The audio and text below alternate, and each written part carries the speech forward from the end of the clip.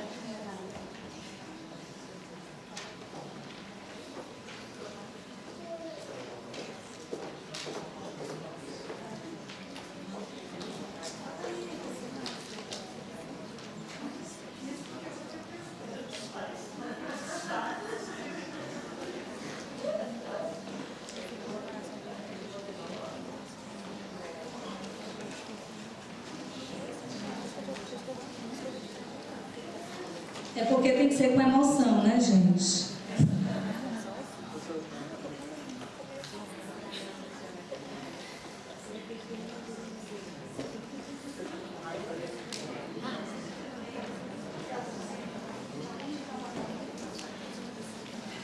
Alguém tem um adaptador para cabo VGA? O problema está sendo um adaptador.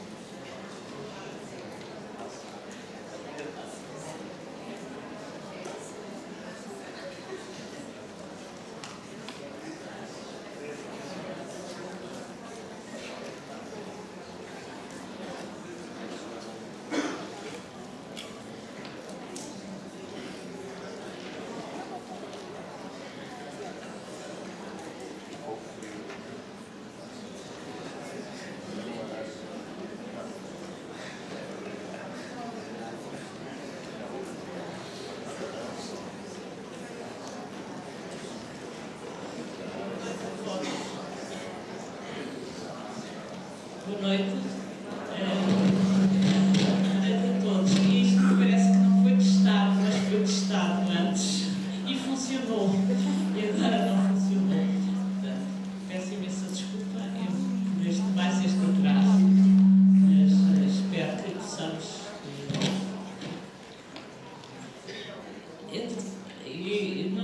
Previmos já que é capaz de haver algumas incompatibilidades. Peço desculpa também por isso. Não há outra hipótese neste momento. Quero começar por agradecer o convite para estar aqui presente. Foi com todo o gosto que aceitei vir ao Ceará. Mais uma vez ao Brasil, onde venho sempre com muito gosto. Trabalhar com pessoas do Brasil é sempre para mim muito gratificante e nesse sentido aceitei mais esta vinda aqui. O que eu vou falar, o que eu tinha escolhido para falar hoje é exatamente sobre práticas de ensino da matemática que promovem a aprendizagem dos alunos. A minha comunicação é muito inspirada num documento publicado na NCTM, por Associação de Professores de Matemática dos Estados Unidos, que depois de ter publicado muitas versões e melhorias de normas, de princípios, etc., publicou em 2014 mais uma publicação que se chama Princípios para a Ação, em que, no fundo, pega em muitas das publicações anteriores e faz uma síntese sobre as questões do ensino da matemática e como promover aprendizagens dos alunos. E, portanto, isso foi um bocadinho a inspiração para este título e para muitas das coisas que eu vou dizer aqui. Portanto, aqui está mais ou menos o sumário que eu tinha pensado falar. Espero que não vos masse muito, mas vou tentar ser breve. E começo por uma questão que é, nós estamos no século XXI e, como todos sabemos, e muitas vezes estamos a querer ensinar matemática e outras coisas numa escola que não é do século XXI. Uma vez que nós estamos no século XXI, em que estamos, no fundo, temos novas tecnologias, temos tecnologias completamente diferentes daquelas que existiam no século XIX e no início do século XX, quando a escola, digamos, foi criada. Mas continuamos a ter, muitas vezes, uma escola do século XIX, em que achamos que o professor fala para os alunos e os alunos estão ali a ouvir o professor. Ao invés de ter uma escola em que os alunos interagem com o professor, interagem entre si e trabalham também com as tecnologias, etc. E, portanto, isto tem que nos fazer pensar, quando pensamos no ensino e aprendizagem da matemática, o que é que nós queremos com a escola hoje e como é que a escola pode responder aos jovens de hoje, do século XXI, que vão ser adultos numa altura em que nós não temos nenhuma previsão do que é que vai acontecer, quais são as profissões que existem, o que é que eles vão fazer. Não será com certeza aquilo que fazemos hoje, serão outras coisas diferentes, mas temos muitas... Não há praticamente ninguém que arrisque o que é que vai acontecer quando estes jovens que entram agora na escola forem adultos. E o que nós temos que os formar, há pessoas que dizem que temos que formar para a incerteza, para aquilo que eles vão ser capazes de fazer num clima de incerteza que vão ter com certeza. E, portanto, em termos do ensino da matemática, e agora centrando mais na matemática, portanto, o que muitas vezes se diz é que nós temos que deixar de pensar no ensino direto, isto é, em que o professor falava e os alunos ouviam, para aquilo que nós em Portugal designamos por ensino exploratório, que é em que os alunos têm, digamos, um papel no seu conhecimento e na construção do seu conhecimento. Eu vou começar por, no fundo, a questão que se põe é qual é o grande desafio do século XXI? E já hoje o grande desafio é saber selecionar informação. Nós temos redes sociais, temos internet, temos tudo e mais alguma coisa, mas temos informação demais. E qual é que é a boa informação? Qual é a informação que nos interessa? Que tipo de informação nos interessa? Porquê? Porque temos muita informação e, como disse alguém, demasiada informação é nenhuma informação. E, portanto, a escola tem que... Uma das, digamos, das funções da escola devia ser ensinar os alunos a selecionar a informação. E a matemática não pode fugir à regra e, num seminário em que o tema é leituras e escritas, se calhar esta questão da informação é uma questão fundamental. E por isso eu vou começar por rapidamente falar na questão da proficiência matemática, que é um tema que um educador matemático dos Estados Unidos, o Kilpatrick, que viveu, penso eu que ele viveu no Brasil, ou pelo menos ele sabe português do Brasil, eu penso que ele viveu cá há algum tempo. Ele, com um grupo de colegas, já em 2001, definiu a proficiência matemática como 5 aspectos em que, no fundo, ele dizia que implicam compreensão de conceitos, fluência em procedimentos, competências em estratégias, adequação de raciocínios e atitudes positivas. E, no fundo, quando ele fala da compreensão dos conceitos, ele diz compreensão dos conceitos matemáticos, operações e relações. E isto tem a ver com a leitura porquê? Porque, por exemplo, num menino do primeiro ano de escolaridade, quando eu tenho uma situação em que ele tem de descobrir qual é o número daquela sequência numérica ali, isto tem a ver com o compreender a linguagem matemática, com perceber o que é que está antes, o que é que está depois,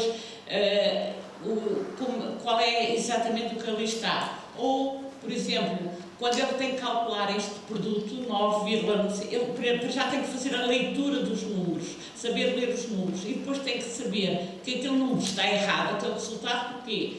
Porque se eu tenho 9,8 qualquer coisa vezes 4, basta fazer 10 vezes 4 e perceber que não pode dar 4.501. Portanto, eu tenho que fazer uma leitura e perceber, através da leitura, que aquilo não está certo. Isto tem a ver com compreensão de conceitos, e a compreensão de conceitos tem a ver com a linguagem, com a leitura, etc. Quando eu refiro à questão da fluência dos procedimentos, não é apenas saber os algoritmos, as contas, como era no meu tempo, mas é, por exemplo, se eu quero fazer um cálculo, se me aparece um cálculo 199 mais 67, eu tenho que saber ler e perceber que 199 é 200. Basta virar ao 67, já tenho 200 e, portanto, a leitura é rápida. Ou quando tenho 4 vezes 26, perceber que é 4 vezes 25 mais 4. Portanto, no fundo, ser capaz de ler a expressão e ser capaz de perceber, arranjar uma forma flexível, portanto, de calcular aquele valor. Um outro aspecto que quero definir aqui na proficiência é a questão da competência e estratégia. E aí, mais uma vez, quando eu tenho um problema, por exemplo, este problema que aí está, quantas caixas de 24 ovos são necessárias para embalar 118 ovos, que será um problema normalíssimo de um livro didático, ser capaz de perceber, de, no fundo, elaborar uma estratégia e, a partir daí, explicá-la e ser capaz de olhar e explicar. Portanto, no fundo, aqui, vários alunos fizeram várias estratégias e cada um deles ser capaz de explicar porque é que fez esta estratégia, portanto, e, no fundo, qual foi o seu raciocínio e a forma de pensar. A adequação de raciocínios, no fundo, a capacidade de justificar o seu próprio trabalho e, mais uma vez, portanto, perante uma situação problemática, no fundo, ter uma estratégia, digamos, e ser capaz de resolver e justificar porquê. Atitudes positivas é um aspecto que já hoje aqui nesta mesa foi muito falado, a questão de haver muita gente que rejeita a matemática, que detesta a matemática, e a escola tem que se preocupar com isso, e tem que se preocupar com isso criando situações em que os alunos percebam a utilidade da matemática, que a matemática afinal não é aquilo que os pais, os avós, os tios, os primos dizem que é aquilo que ninguém gosta, mas é algo que é interessante. Portanto, as questões dos aspectos positivos, da confiança, do gosto, o gosto de aprender matemática tem que ser um gosto cultivado na escola e a escola não se pode preocupar só com o resto e deixar essa parte de fora. Portanto, este seria um quinto aspecto da proficiência matemática. Depois, as práticas de ensino da matemática. O que é que se entende por práticas de ensino da matemática? No fundo, a ideia é que as aulas de matemática têm que ser solução de problemas e discussão de tarefas, de forma a que os alunos raciocinem e resolvam os problemas que lhes são apresentados. Esta prática de ensino da matemática tem que ser muito consciencializada por todos nós, porque, no fundo, a ideia que ainda perdura muito é que os alunos devem ser ensinados como foram no seu tempo. Os pais acham que, muitos educadores ainda, que no fundo a questão da memorização é que é a questão mais importante. Não quer dizer que a questão da memorização não seja importante, a questão das fórmulas são importantes, mas isso não é isso que é matemática. Aprender matemática não é isso. Aprender matemática é saber resolver problemas e saber raciocinar. E para isso temos que pensar o que é isso de aprender matemática, portanto, e aprender matemática depende fundamentalmente do que se passa na sala de aula. Portanto, claro que há todo o exterior à sala de aula, mas nós estamos como professores, nós temos uma sala de aula e é aquilo que se faz na sala de aula quando se interage com os alunos com base no currículo que se aprende matemática. E por isso a aprendizagem tem que ser um processo ativo, como todos nós sabemos, em que os alunos se envolvem em experiências pessoais e a interação com os seus pares e com os professores e outros adultos que eventualmente existam na sala de aula. E por isso os alunos têm que ser envolvidos em tarefas que consideramos desafiantes para construírem ativamente os seus significados, e a aprendizagem tem que ter sentido. Devem relacionar as aprendizagens com as aprendizagens que já têm, portanto as coisas têm que ter alguma relação e não podem aparecer completamente descarradas. Adquirir conhecimento conceptual e processual, de modo que tenha sentido aquilo que eles estão a fazer e que os novos conhecimentos façam sentido e tenham relação com o que eles já sabem. Construir socialmente conhecimento através do discurso e da atividade e da interação.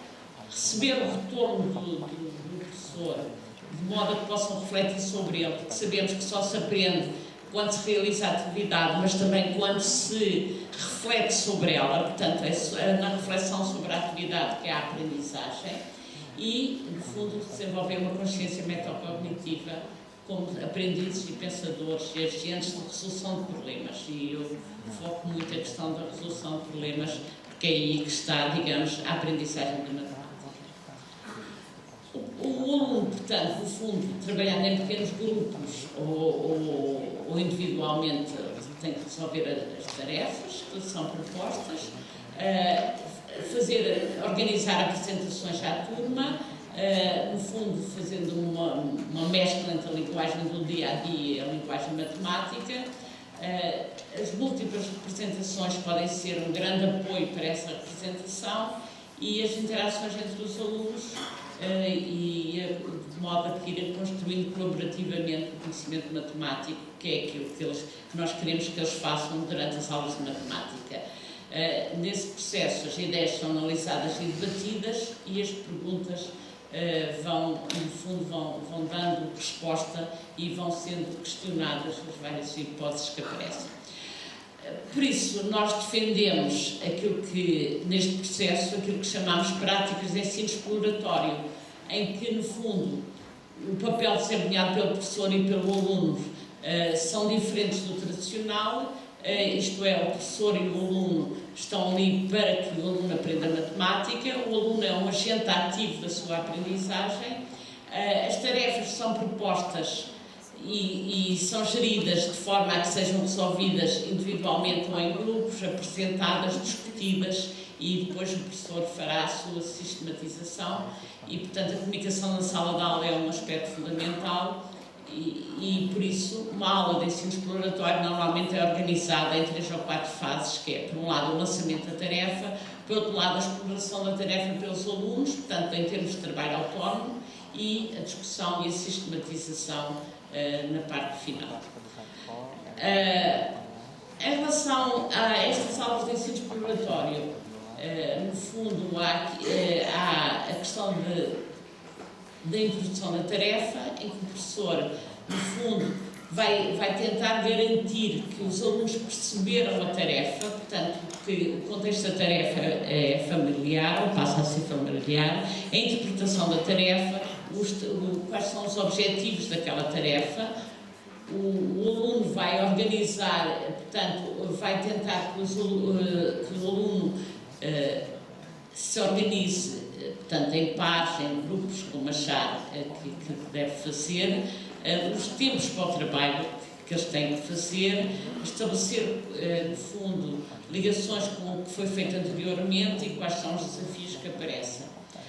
Depois, vai tentar que haja aprendizagem matemática, no fundo, garantir o desenvolvimento da tarefa pelos alunos, portanto, colocar questões, dar pistas, sugerir representações, por aí adiante. Manter o desafio cognitivo da tarefa, que é muitas vezes uma dificuldade do professor, é que tem dificuldade em manter o desafio cognitivo da tarefa e a autonomia dos alunos, para que os alunos realmente resolvam a tarefa e não ser o professor a resolver e a dar a solução. E por outro lado, simultaneamente isto tem que fazer a gestão da aula, promovendo o trabalho dos pares, para que realmente todos trabalhem, garantir uma produção de materiais para que depois possa haver a tal discussão coletiva e organizar a discussão a fazer. Portanto, nesta fase o professor tem que ir vendo o que é que os alunos estão a fazer e como é que vai depois pensar na gestão da discussão.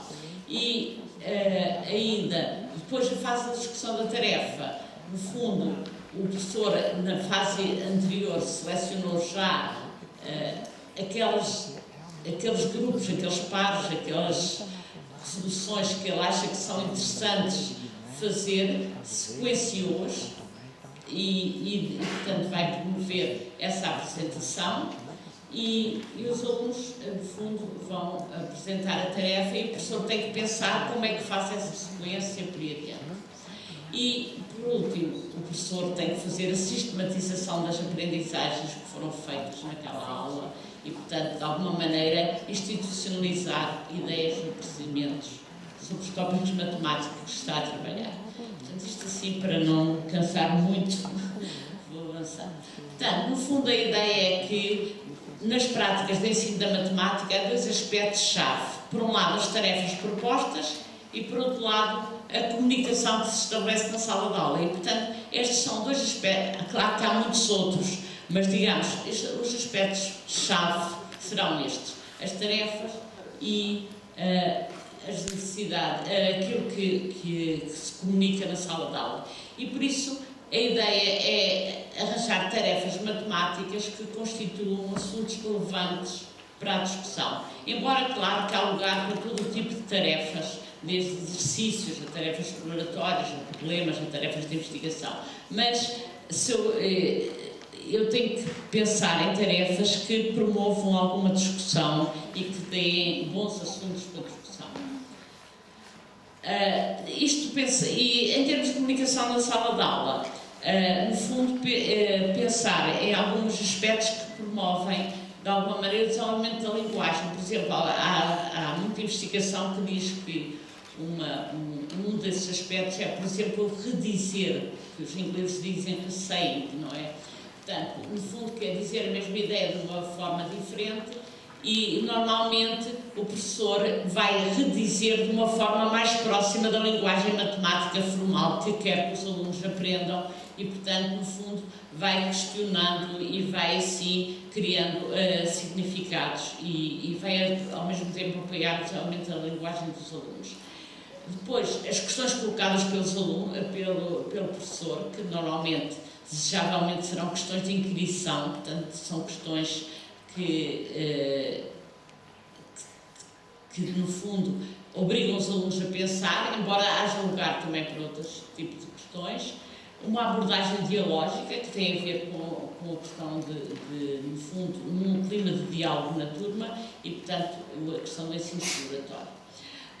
E por isso, nesta base, e pensando nesta base, portanto, agora vou buscar práticas de ensino da matemática que foram definidas na tal publicação que falei há bocadinho do NCTN. Portanto, e eles definem 8 práticas, que eles chamam práticas do ensino da matemática.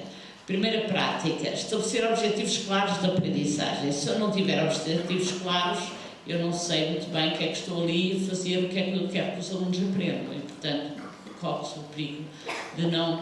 Depois, propor tarefas que promovam o raciocínio e a resolução de problemas. Eu depois vou fazer um slide para cada uma delas e vou usar e relacionar apresentações matemáticas, favorecer um discurso matemático significativo, colocar questões pertinentes, chegar à fluência procedimental através da compreensão conceptual e não ao contrário, como muitas vezes tradicionalmente se pensava, e apoiar um esforço consequente na aprendizagem da matemática. E ainda obter e utilizar a evidência dos pensamentos dos alunos. Estabelecer objetivos claros de aprendizagem. O professor tem que se questionar que matemáticas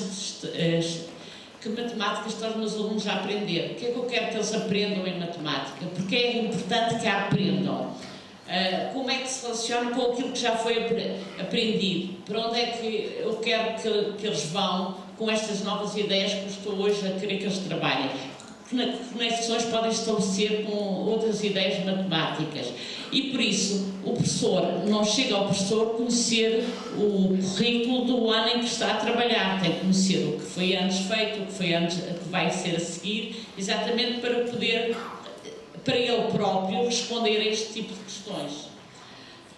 Depois, os alunos devem perceber, devem ser informados de alguma maneira o que é que o professor pretende que eles aprendam. Portanto, não basta estarem ali, eles têm que perceber o que é que estão ali a fazer. E, portanto, os alunos têm que ser informados dos objetivos, das expectativas, o que é que se espera que eles aprendam. E como é que as atividades vão ser desenvolvidas e que contributos se espera dessas atividades. Depois, a segunda prática, propor tarefas que promovam o raciocínio e a resolução de problemas. Nós sabemos que nem todas as tarefas proporcionam as mesmas oportunidades para a aprendizagem dos alunos. E sabemos também que tarefas que encorajem o pensamento, o raciocínio de nível elevado, levam a uma maior aprendizagem. E as tarefas de grande exigência cognitiva normalmente são difíceis de manter, porque há a tendência do professor a tentar simplificar. Por exemplo, uma tarefa de exigência baixa pode ser uma coisa tipo multiplicar 1 por 10. Basta saber que acrescenta um 0. Se é isto que eu pretendo, isto é uma tarefa de um nível de exigência muito baixo. Por exemplo, escrever a tabuada do 2 e a seguir escrever a tabuada do 4. Isto, por exemplo, é uma tarefa de exigência muito baixa. Porque eu quero que eu escreva a tabuada 2, a seguir escreva a tabuada 4, é um procedimento sem mais nada. Mas se eu pensar assim, se a minha tarefa que eu propuser aos meus alunos for construir a tabuada do 2 e a partir dela as tabuadas do 4, do 6, do 8, do 10, aí eu já estou numa tarefa que tem uma exigência cognitiva muito mais alta. Ou, porque no fundo eu quero que eles escrevam, por exemplo, a tabuada do 2 e a partir dela a do 4 calculando os dobros, ou a do 6 calculando os triplos, ou a do 8 através do dobro da dos 4, portanto já estou numa tarefa de uma exigência cognitiva muito mais elevada. Por exemplo, outra tarefa, calcular um sexto com um meio usando os blocos padrão, por exemplo. E o que eu quero é que eles peguem em blocos padrão, por exemplo, em hexágonos, e a partir daí consigam perceber que um sexto com meio é um 12avos. Portanto, eu não quero que eles façam um procedimento, mas quero que eles percebam com compreensão o que é um sexto do meio. Portanto, se eu conseguir manter a exigência cognitiva, deixando-os trabalhar com os blocos padrão, fazendo a experimentação, eles vão compreender porque é que um cesto no meio é um 12avos e não só porque multiplicam os numeradores e multiplicam os denominadores e já está. Que não é isso que é aprender matemática, isso é saber um procedimento que pode ser muito importante, mas que não é uma matemática com compreensão. Ainda um outro exemplo, por exemplo, inventa um problema da vida real que possa ser resolvido por 2/3 vezes 3/4. E, por exemplo, uma resposta esperada pode ser: para o almoço a minha mãe deu-me 3/4 de uma pizza que tinha encomendado, só consegui comer 2/3 do bocado que ela me deu, que parte da pizza comi. E, portanto, eles podem fazer isso com base, por exemplo, em retângulos e serem capazes de perceber o que é que parte da pizza comeram desta forma e, portanto, no fundo, estão a fazer matemática. Mas, por exemplo, se estivermos no ensino infantil, um problema como há 10 carros no parque de estacionamento, alguns são vermelhos, outros são pretos. Quantos carros vermelhos, quantos pretos podem estar estacionados no parque? Este pode ser um problema para a educação infantil de exigência alta, mas se este problema for para um do segundo ano, já é um problema rotineiro, já deixa de ser um problema de exigência alta. Ou, por exemplo, perante estas duas tarefas, qual é que será de exigência alta ou de exigência baixa? A tarefa dos tarifários para smartphones, por exemplo, uma ideia está-se a tentar decidir que tarifário para smartphone, portanto, há as condições de cada uma das operadoras, da A e B, e portanto, no fundo, temos uma tarefa que é um problema que tem uma exigência cognitiva de nível elevado, mas se for só apenas resolver aqueles sistemas de equações, eles podem resolver de uma forma absolutamente procedimental e, portanto, a exigência é uma exigência baixa. Pronto. Uma terceira prática, usar e relacionar representações matemáticas. No fundo, a ideia é que há diferentes representações e todas são importantes na matemática. Aqui estão as representações visuais, físicas, contextuais, verbais, simbólicas. Portanto, no fundo, a linguagem verbal que pode ser uma das representações. E por isso, por exemplo, 5/3 é uma linguagem simbólica, mas para os alunos perceberem 5/3, eles só percebem se perceberem que é formado por 5 partes, tamanho 1/3. E, portanto, podem fazer isso através de retângulos, mas também podem fazer isso através de uma reta numérica ou utilizando um cordel, por exemplo, e marcando no cordel, no fundo, uma representação ativa para perceberem o que é que são 5/3. Portanto, não chega o simbólico, as outras representações são fundamentais para a compreensão qual é o significado de 5/3.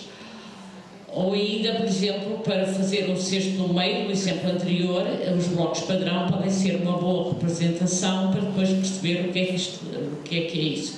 Ou 2/3, 3/4, etc. Uma quarta prática, favorecer um discurso matemático significativo. No fundo, a ideia de manter uma cultura de comunicação na sala de aula. No fundo, o professor tem que pensar como dar seguimento ao pensamento dos alunos, como organizar uma discussão coletiva para partilhar a solução. Portanto, isto tem a ver, há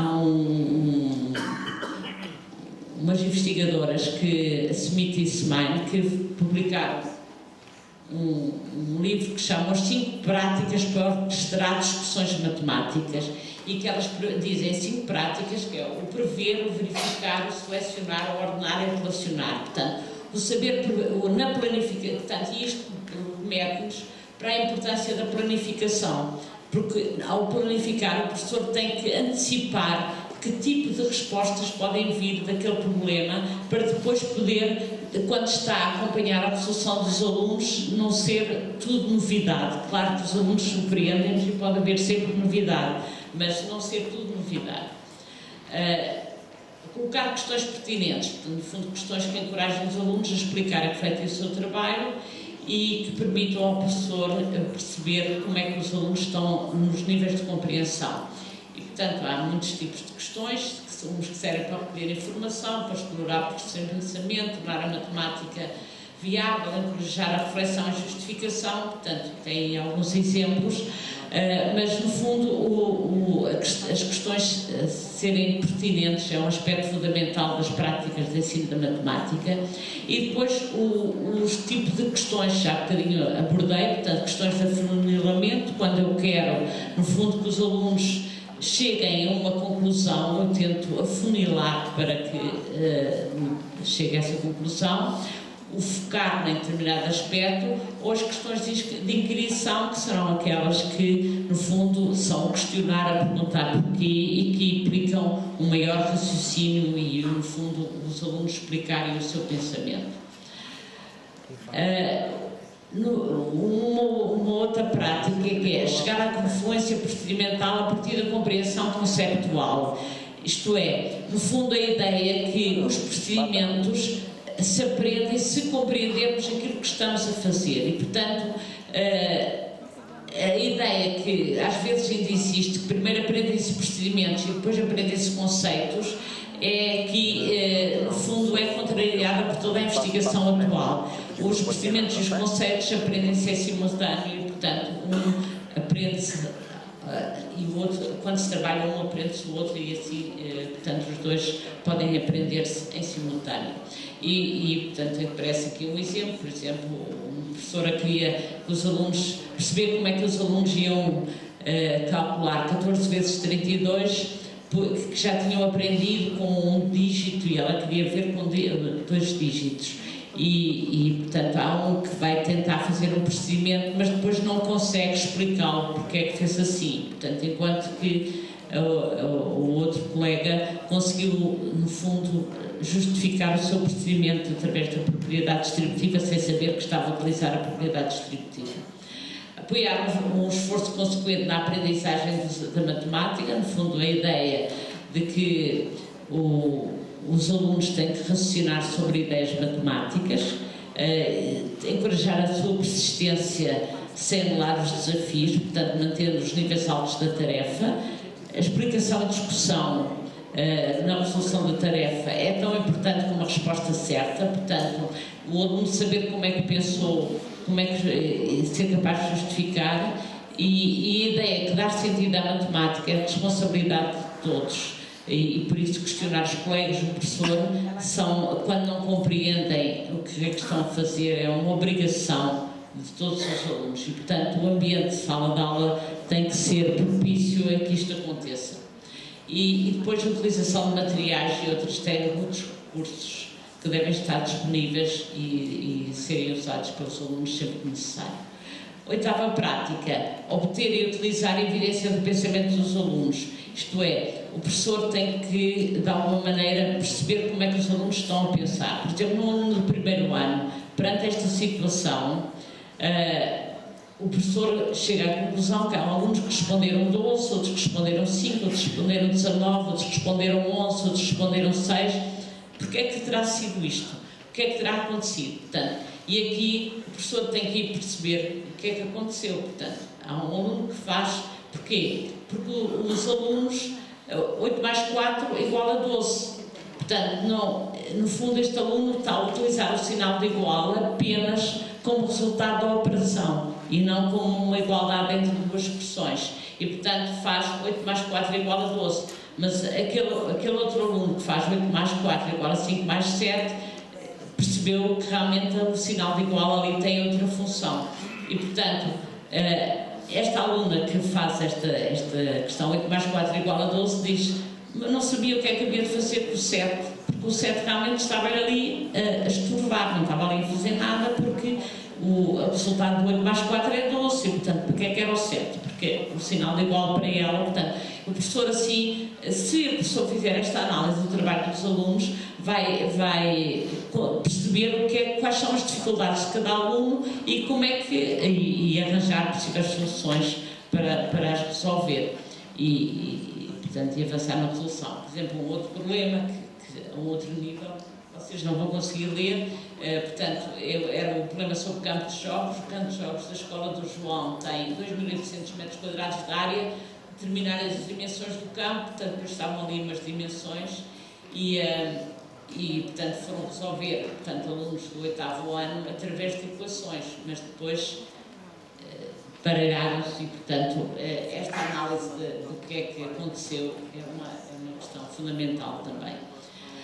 Portanto, esta ideia de práticas de ensino da matemática, no fundo, é a ideia de, quer dizer, isto são aspectos essenciais que o professor tem que ter em prática, tem que ter quando está a tentar que os alunos aprendam matemática. Claro que estas práticas são teoria, não é? Portanto, agora, mas têm que ser postas em prática, com outros aspectos, quando nós pensamos num programa de matemática. A questão do acesso e da equidade, portanto, os alunos têm que ter todos acesso a aprender matemática. Claro que não quer dizer que todos aprendam o mesmo e da mesma maneira, mas todos os alunos devem aprender matemática, a matemática deve ser para todos, e, portanto, é um outro aspecto importante. A questão do currículo, a questão das ferramentas de tecnologia disponível, a questão da avaliação encarada como algo que é um auxiliar da aprendizagem. O professor avalia não perceber aquilo que o aluno não sabe, mas para perceber como é que o vai ajudar na aprendizagem, e a questão do profissionalismo dos professores, no sentido em que os professores tentam fazer o melhor possível para que os seus alunos aprendam, mas também precisam de ter condições para trabalharem colaborativamente, para discutirem com os seus colegas, para resolverem tarefas com os colegas. E, portanto, esta ideia de, por exemplo, da Stein e Smith, de antecipar o que é que os alunos respondem, é muito mais rica se for feita colaborativamente e se for pensada colaborativamente e trabalhada colaborativamente. E, portanto, a questão de profissionalismo engloba isto tudo. Isto porquê? Porque o que nós queremos que os alunos façam na aula de matemática é aquilo que aqui é designado por práticas matemáticas. Portanto, enquanto aprendem matemática, quais são os aspectos essenciais? E, no fundo, nós queremos que eles deem sentido aos problemas e que perseverem na sua resolução, portanto, que não desistam perante um problema, que sejam capazes de relacionar, tanto abstrato e quantitativamente, que sejam capazes de elaborar argumentos e criticar os raciocínios uns dos outros, mas justificando porquê, fazer modulações com a matemática, vocês dizem modelagem, não é? Terem em conta a precisão, que é uma questão essencial da matemática, procurar e fazer uso de estruturas matemáticas e procurar probabilidades nos raciocínios. Portanto, isto são as práticas que nós todos queremos que os nossos alunos façam enquanto aprendem matemática. E, portanto, aquelas práticas de ensino são pensadas pensando que nós queremos que os nossos alunos façam isto. E pronto, acho que me vou ficar por aqui, porque já adiantado da hora.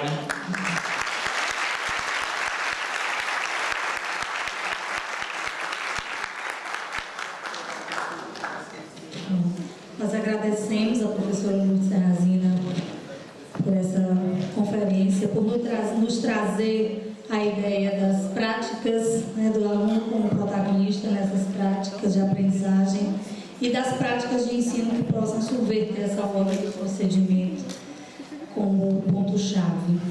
Eu convido a professora Marcília Barreto para entregar o mimo do evento à professora Lourdes Serrazina, como forma de agradecer pela sua presença e por compartilhar conosco saberes. Tenho que dar uns avisos, mas eu perdi aqui os avisos. Com licença.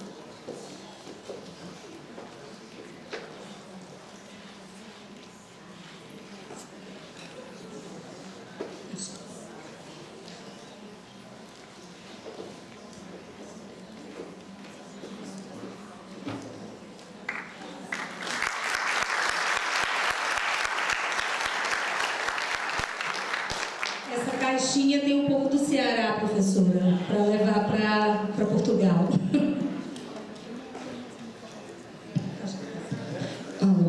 Nós não podíamos deixar de dar uma pequena lembrança para a professora Lourdes Serrazina, do tanto que ela já nos deixou, deixou conosco dos seus conhecimentos, a gente manda uma pequena lembrança dos sabores cearenses. Então, obrigada, professora.